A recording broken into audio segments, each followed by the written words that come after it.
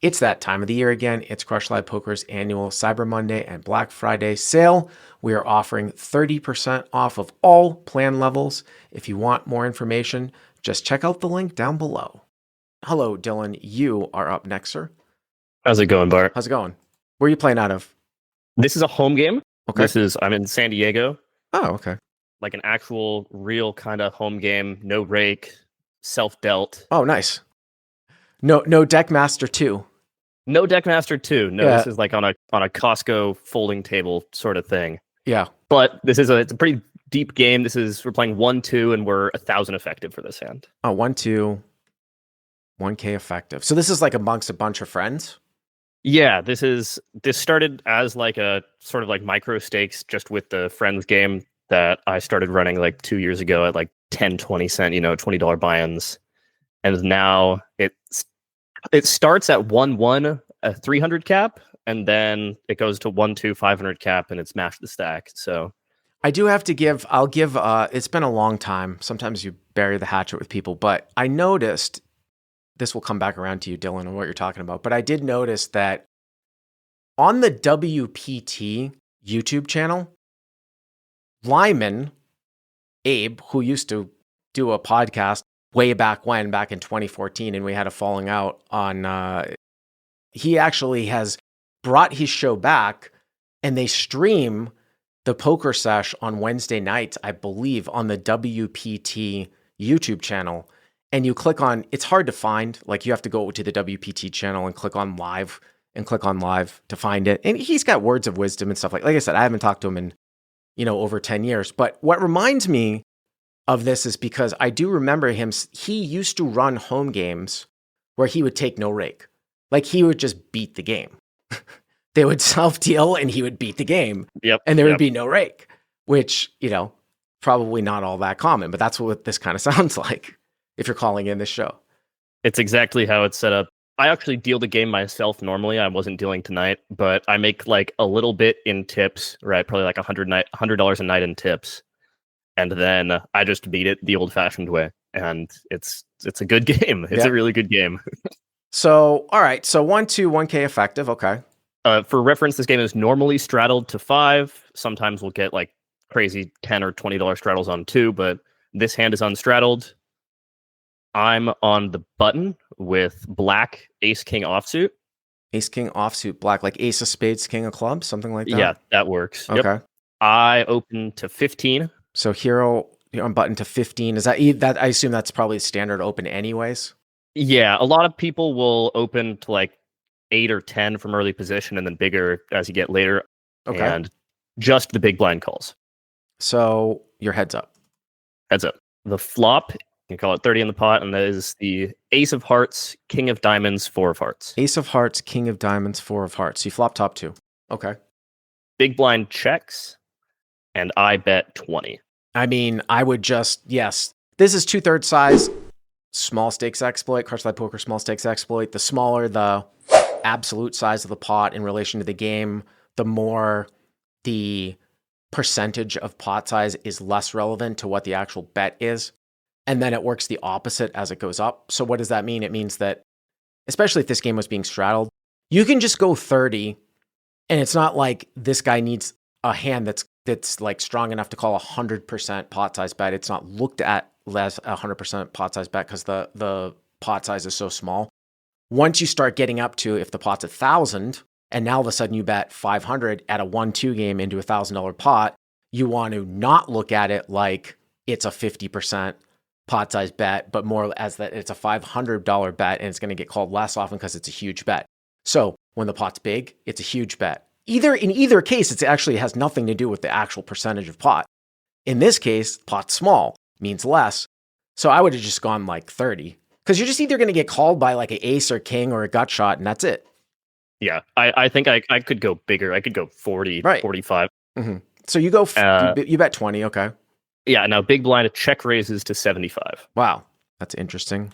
Definitely not something that probably would be done in theory all that often, just because he's never going to have ace king, aces kings, and I ace 4 and pocket 4s. I assume you'd want to theoretically, is again, it's good to know these baselines. The reason why, again, you wouldn't check raise the board like this is because you don't have many strong hands.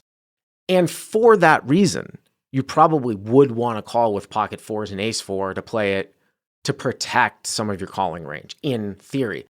Could I break that theory against amateur players live and check raise ace four here, thinking that my opponent is just going to call me down with an ace? Sure. I could do that. Or a pocket fours. Yeah. Sure. That's exactly what I was thinking about too. He doesn't really have much value here. He has like pocket fours, ace four, probably has king four suited, right? He can have ace four off, but he just doesn't really have a lot of value. And I also thought that a lot of his draws are kind of on the low equity side. Like if he has some of the gut shots like queen jack, queen 10, jack 10, those sorts of hands, unless they're combo draws, I didn't think that they would want to call a bet 3-bet. Yeah, but are those hands check raising though in a home game? These home games get pretty sort of splashy and action, but I guess the question then would be, do his like semi-bluff hands call a 3-bet? So you're saying that he's actually check raising his weaker draw hands as opposed to his better draw hands, so they won't call a 3-bet? Well, I mean, I think he has some better draw hands that he might call a 3-bet with, but he also has a lot of worse draw hands, is my thoughts at least. That might be totally wrong. Well, I mean, normally in a spot like this with you've got top two pair, you're losing to a set, the board's draw heavy. I probably could go either way with it, to be perfectly honest with you. I mean, if you had ace-ace, if you had king-king, is there that much of it? The difference is that you're not losing to pocket fours. If you had pocket aces or pocket kings, he's not going to have aces or kings himself. Do you 3-bet here, or do you just call with absolutely everything? So, but specifically with ace-king, he could have some king four here too, right? Ace four, king four, something like that. Again, the reason why people usually structure, or you're supposed to structure a check raise here as a semi-bluff, though, with some of the stronger draws that I would expect. I mean, I would expect that the draws that he did check raise, though, would call my 3-bet. The other interesting thing, the other thing you have to think about, though, is that even if you're right in the way that he constructs, the way that he check raises the draw, is he really going to continue on after you call the check raise? Because if you don't bet 3-bet now and he's not going to just bluff off, what's the point in not bet 3-betting? Yeah, no, I think that could be fair. Did you just call? I did just call. Okay. What do you think if he has like one of those lower flush draws, like a lower suited connector hand, because the king X of hearts is out there?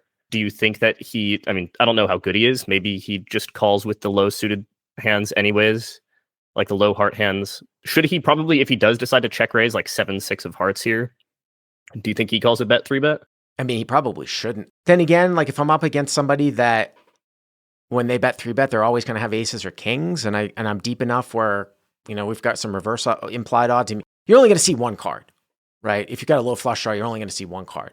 And the problem sometimes too, with being from out of position with a low flush draw is, let's say the guy's got aces or kings and he 3-bets you, and then you make the flush and you check to him, he's going to check it back. So you're just going to have to start leading the turn, and you're really 4-1 against to hit right now. Plus you'd have to dodge the board to pair. So those are all the board pairing. So those are all arguments for just folding out.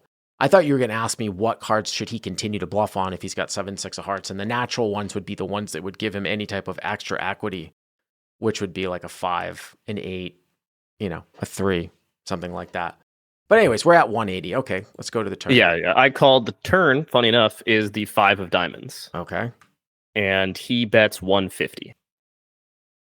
And this is, again, something to think about. What is, like, would you play your hand, no matter what your decision is here, would you play your hand differently having ace-king versus, say, like having pocket aces or pocket kings? I don't think so. I think those hands are pretty much identical here. So you would just, are you going to raise, or, so whatever your decision is going to be the same? I think so, personally. Okay. Because, I mean, maybe that you could, well, no, I mean, you cooler pocket fours here. When you've got aces and kings, you cooler pocket fours. So that's one thing of note.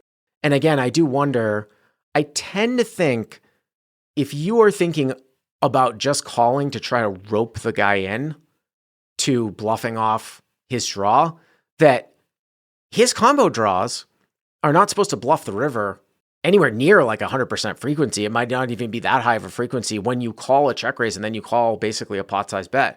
So if you get into a big chunk of hands that are combo draws that are not supposed to bluff the river, by not putting more money in, you're just giving the guy a free card, basically. You're not even gaining anything extra, right? By calling. So at some point, I could see putting money in here. I ended up just calling. And the pot is 480. But do you see what I'm saying? Like, I don't think I would always call here, especially with king on blocking ace-x. Maybe, yeah. Maybe if with kings or with fours where he can have, but I don't know if people are like check raising like ace queen here.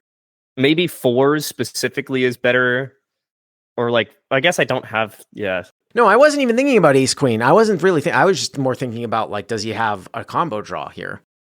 Is it sets? Is it 2-pair plus and a combo draw is what his range is? Don't you think that that's what it is, or a draw? Maybe not like you said. It's for value. It's 2-pair plus, right? Wouldn't you say? Yeah, clearly. Yeah, it's 2-pair plus or a draw or air. The value portion of his range is going to be 2-pair plus, I think, given this line. Yes, yeah, clearly, and that's so. And you beat all of the value range except for pocket fours. Except for pocket fours, right? And so that's why And he might be wider than you think because he's defending in the big blind too. It's not like he's a field caller. And that's why, like I said, he can have ace four off. He can probably have king four suit. He can have king four suited. But my thoughts on it were, I think he can have a lot of air. These, like I said, these home games can get pretty splashy. And my counter to you is that, okay, if you think that, then there's value in letting him bluff off, but he probably would have to be deviating quite largely to follow up with another bluff. Maybe, yeah. I think. No, you're right. Anyways, it's ace king 4-5. The pot's 480. Let's go to the river. Yeah, river is, I think, maybe the hand-picked worst card in the deck. It's the Jack of Hearts. The Jack of Hearts. Wow. So it completes the front door. It completes like a queen 10 straight somehow, like the queen 10 off or some shit like that. Okay. And if he has, my thoughts also were, if he has queen jack or jack 10, he's picked up a pair now. Right. And he doesn't want to, I think people aren't like bluffing pairs enough, right? Right. And actually, same thing on the turn. If he had some of like the low suited wheel draws, like he has 5-3 suited on the flop, or he has like 3 deuce. Of course, 3 deuce makes the wheel on the turn. All of those hands also make a pair. So from the flop, any hand that he has that's a gut shot makes a pair by the river. Right, whether it's on the top end or the bottom end of the flop, whether it's a Broadway or a wheel draw on the bottom, it makes a pair. Yep. And he bets 450 here. So the big blind bets 450. Wow. Yeah, this is a tough one. Because I don't think, especially in a home game, that you're ever, whenever I can't stress this enough, whenever I have a strong but non-nut hand, the very first question I ask myself is, could my opponent ever be value betting something worse here?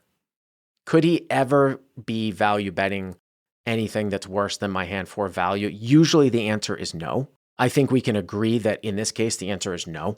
I agree. I think it's not ace 4. Ace 4 or king 4, right. Ace 4, king 4. I don't even know if pocket fours want to take this type of side thing, to be honest with you. So now we know that there's no value that you beat. And then you talked about how a lot of live players don't like to turn certain things into bluffs. Now, like a natural, I guess, bluff here would be something like queen jack off with a queen of hearts, maybe. But again, you'd have to turn a hand into a bluff. And by the way, it should be turned into a bluff. You've called the flop and turn. Like, really, Can I not have some like worse flush draws myself? Absolutely. Well, no, I mean, the other thing too is that you can have some hearts here too.